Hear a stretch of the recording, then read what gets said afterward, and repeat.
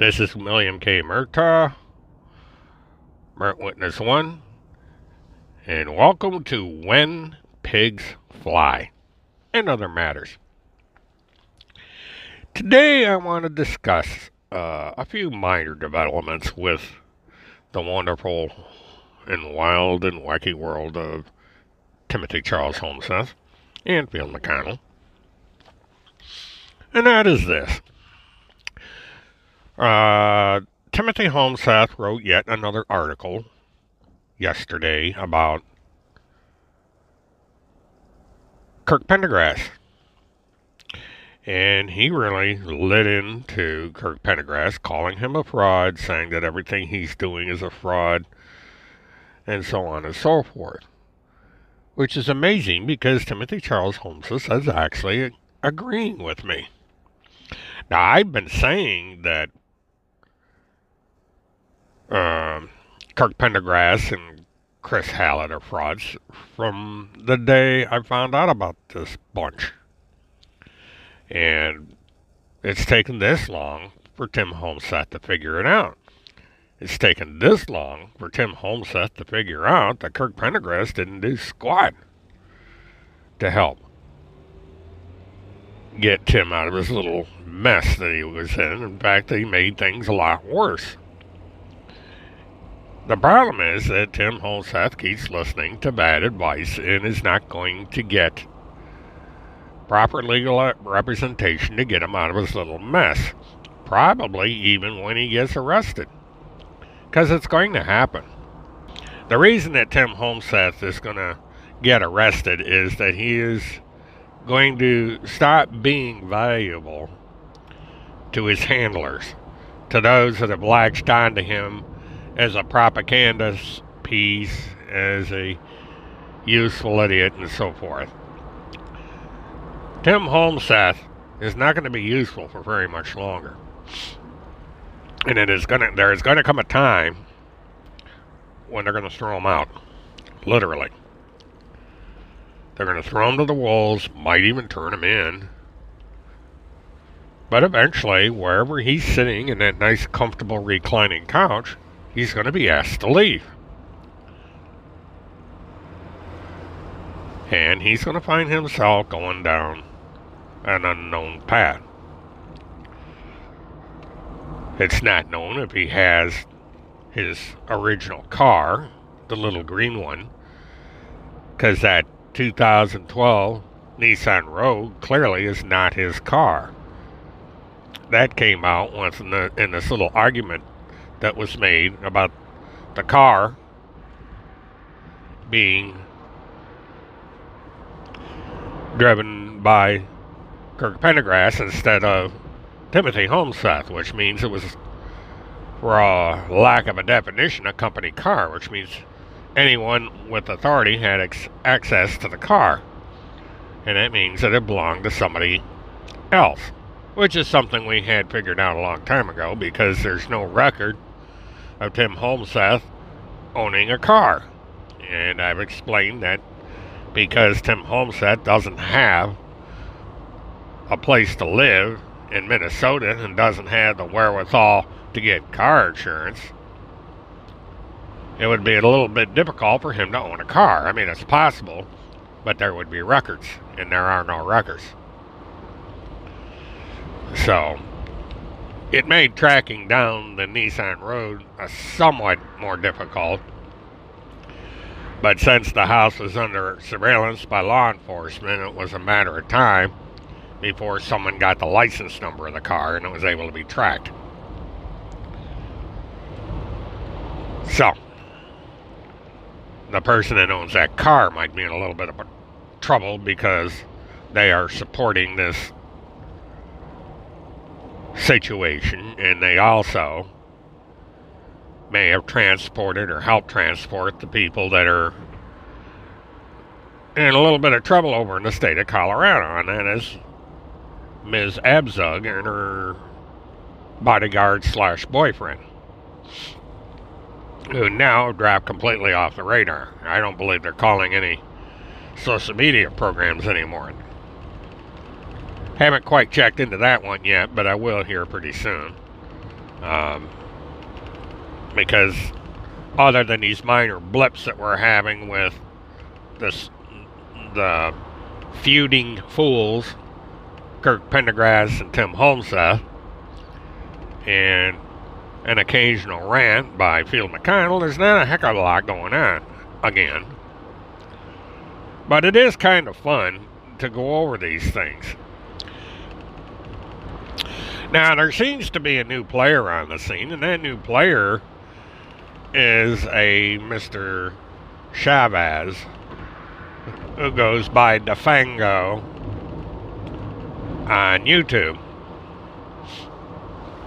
Now, he's a new one to me because I hadn't heard of him, and I'm still trying to figure out what this guy does on social media and his YouTube channel. But I found it rather curious that Tim Holmseth made a statement that the guy claimed that Tim Holmseth called into his show. Now, Mr. Chavez has quite a few people that tune into his show by the looks of things. It's another one of these big channels that has more than 10 or 15,000 subscribers. And for whatever reason, Tim decided he wanted to distance himself from these high numbers, saying, no, I did not call into the show. And no, DeFango does not have all these files. So it's kind of an interesting footnote that Timothy Holmseth keeps finding enemies. That he goes after people and claims that he's not associated with them. And he didn't call in. Now, it would help if DeFango, or whoever this person is or was, had a record of when or if Tim Holmseth called into this show, and if he had whatever files that Tim Holmseth had. But he did succeed in one thing. Since Tim Holmseth mentioned his name and made this declaration, people are probably going to start poking around to see if Tim Holmseth actually did call in, and that's going to help the guy's numbers to some extent. I mean, it may not be a lot. There may be about 20 people that decide to go banging around in the guy's YouTube site trying to find if there's any record of these calls, but every little bit helps. It's name recognition and so on, so his name's going to be out there. The fantasy is continuing. People are going along with their blissful ignorance about the Pentagon Pedophile Task Force, the Children's Crusade, and all this nonsense. Completely unaware or not caring about the fact that they are under federal investigation for their crimes, and then eventually they're going to get nailed. But that's the nature of things in the wonderful, wild, and wacky world of Timothy Holmseth. Now, since this is a Friday, I'm going to get into a little bit of what we're going to talk about on my Saturday Murdathon. It's really going to be something of an open forum, where we talk about just about everything. But the one thing we're going to probably touch upon is these antics with Tim Holmseth, Field McConnell, Kirk Pendergrass, and now Dr. Good Vibes, who seems to be taking over the role in the Field Report. And while I just touched upon this subject, I want to mention something here that people should be thinking about. Now, Bill McConnell touts himself as this Marine hero who started this bilateral situation to help out both children and veterans. We have the Field Report, Able Danger, which, of course, Able Danger you can't use anymore. But the Field Report and the Children's Crusade going on and on about these situations. And he was the commander-in-chief or the the general of this cause, not really the commander-in-chief, because that's apparently Donald J. Trump, who everybody in this circus seems to want to attach themselves to. But Field McConnell is basically the leader of the pack. And Field McConnell is now a POW, since he wants to use a military term, which means he can't command except from a telephone. The only way that Field McConnell can be a commander is from inside a jail cell making his half-hour-long telephone calls, or less.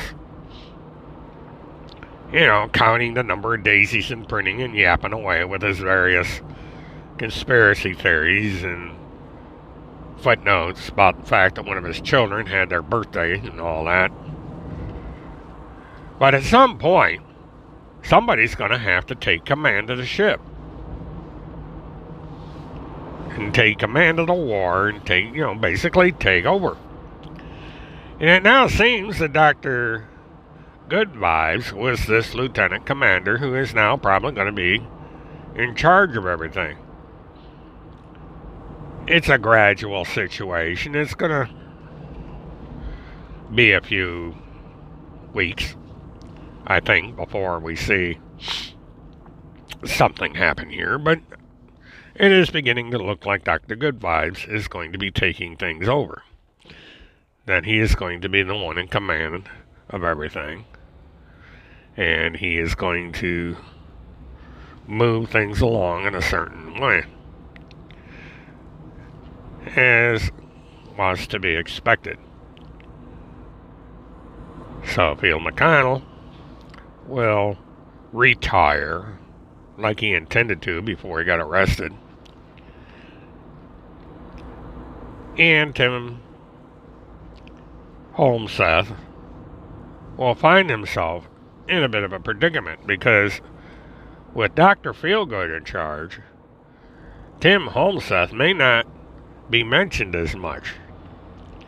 And while Tim Holmseth may sit there and worship Field McConnell and try and use Field McConnell to garner attention for himself, he's going to find himself marginalized away from Field McConnell and the Field Report, which will be in name only, probably as a memorial for Field McConnell. Unless, of course, somebody comes along and decides to change the name of the Field Report to something like the Dr. Good Vibes Hour or the Dr. Good Vibes Report. Anything's possible. Dr. Good Vibes is a good name. But at some point, somebody is going to take over that show. And it's not going to be Kirk Pendergrass. Because I think there are people within the Field McConnell hemisphere that are going to want to disavow themselves from Kirk Pendergrass. And that's going to be gradual. The name is just going to kind of not be on the lips of people. Kirk Pendergrass may drop the Field Report too at some point and go back to his original format, which he should be doing. He shouldn't be attaching himself to Field McConnell because it takes away from his brand. It's like he's trying to continue to associate himself with Field McConnell when more and more members of the McConnell camp don't want him there. So Kirk Pendergrass is probably going to find himself on the way out. And we'll discuss that a little bit. So all these things we'll probably get into at one point or another. And I do want to try and get into my plans for the coming year. Now, I touched upon this slightly before, but I'm going to do so again. It is my intention to cover certain events live.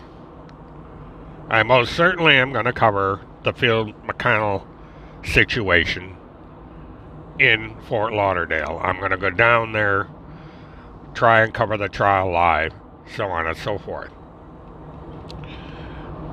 And I have budgeted for it, even though I really can't afford it. I'm basically going to make room for it. I have also, however, started a Patreon account so that any of you who wish to help me in this endeavor can do so, and can also help me defray the expenses of running the show, because of the equipment I've invested in, the cost monthly for internet access, this sort of thing. If you want. It's not going to be one of these things where you're required to be a patron in order to see content. I'll never do that. I will never go private. I'll never have things in private that you could get extra that the people on the outside have. This is not going to be an ordinary patron show like you see all over the internet. It's going to be something where if you like what I'm doing and want to help for as little as $1 a month, you can help. Those who want to give more, that is always welcome. Any of you who do not want to give at all, I understand. But what's going to happen is the more I'm able to generate, the more I'm going to be able to do. My principal goal when I first started live streaming 10 years ago was to do mobile on location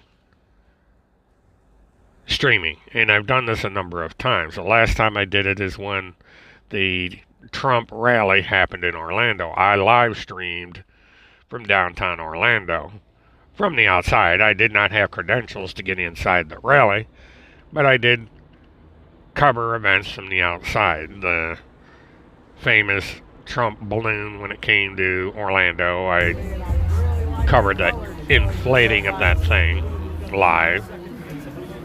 I know this might be to the consternation of those of you who are Trump supporters, but I covered it as an event. This is something that happened in Orlando. This is something I had access to. So I cover these things. And of course I have a bias. But so far we've been able to get along in spite of our various disagreements politically, and I hope that continues. But anyway, I intend as much as possible to cover future events live. Again, I'm going to cover Field McConnell's trial in Fort Lauderdale as much as possible. If I am able to, I may go up to Plum City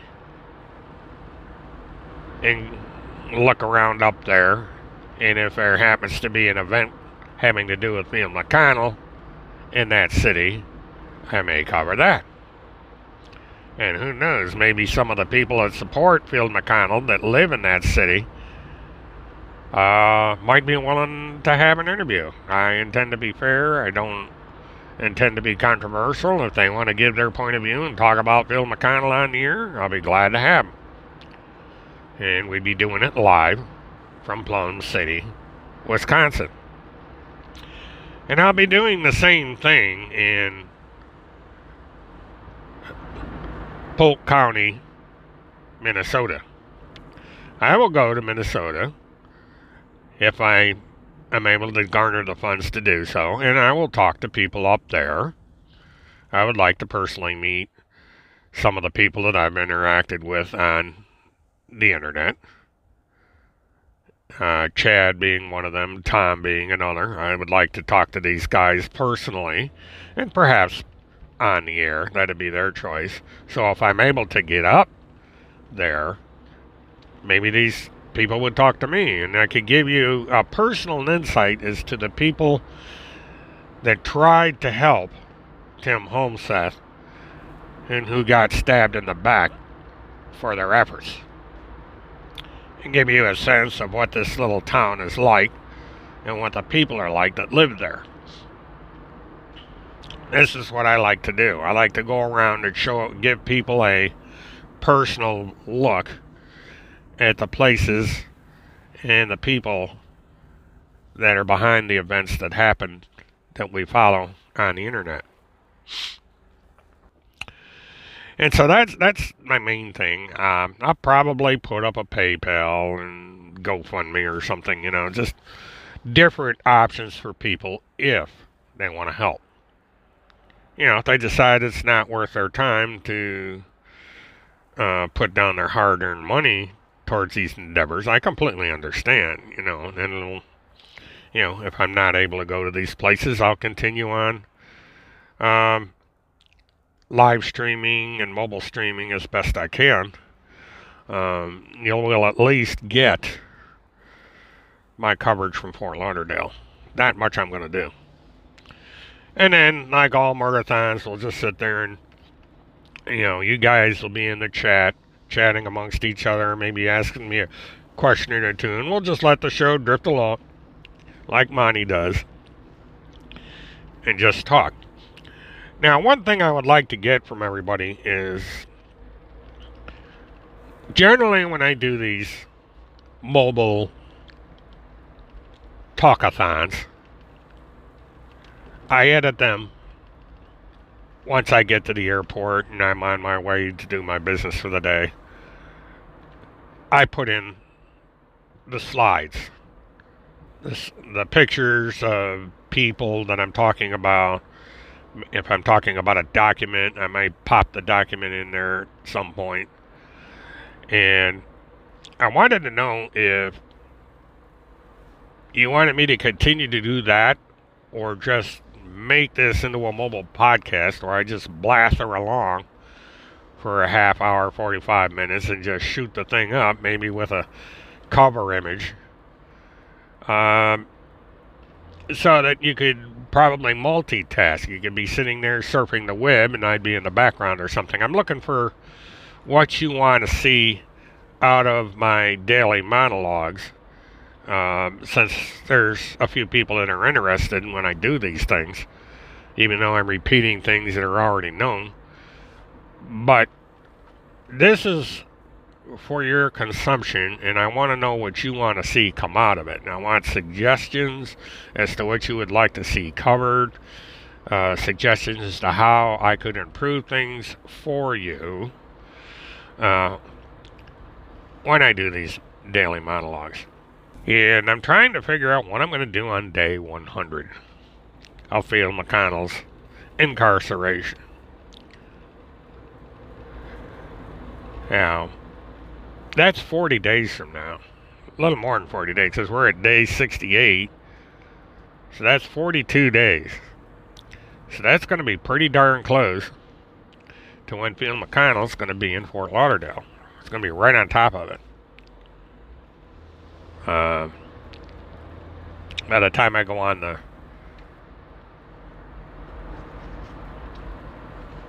by the time that I edit this thing and get it up online, I probably will have figured out where day 100 is for Phil McConnell.